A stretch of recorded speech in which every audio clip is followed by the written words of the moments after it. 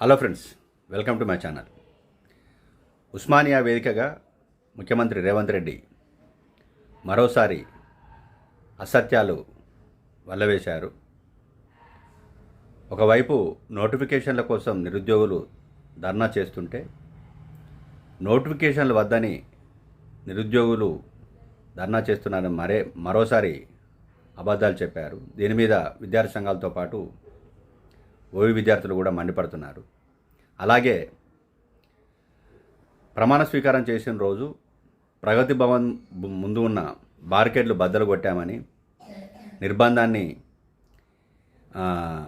నిర్బంధం నుంచి తెలంగాణ విడిపించామని గంభీరమైన ప్రసంగాలు చేసిన ముఖ్యమంత్రి నిన్న ఉస్మానియా యూనివర్సిటీలో ఠాగూర్ ఆడిటోరియంలో జరిగిన సభకు ముందు జరిగిన తతంగం అంతా మనం చూసినాము.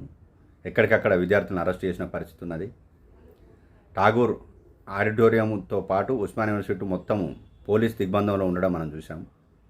అంతా మొత్తం ఠాగూర్ ఆడిటోరియంలోకి ఎవరు పోకుండా చుట్టూ బారికేడ్లు పెట్టడం మనం చూసినాము.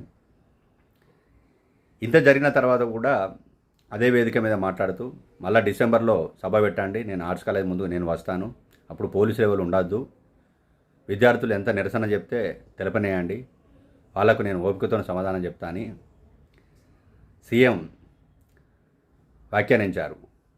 అయితే ఇప్పుడు జరిగిన పరిణామాలను కప్పిపుచ్చడానికి ఆయన ఈ వ్యాఖ్యలు చేసినట్టు కనిపిస్తున్నది.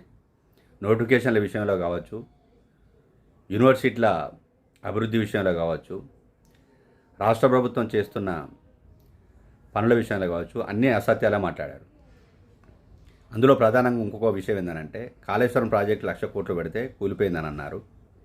నిజానికి కాళేశ్వరం ప్రాజెక్టులో నిర్మించిన రంగనాయక సాగరు, మల్లన్న సాగర్లకు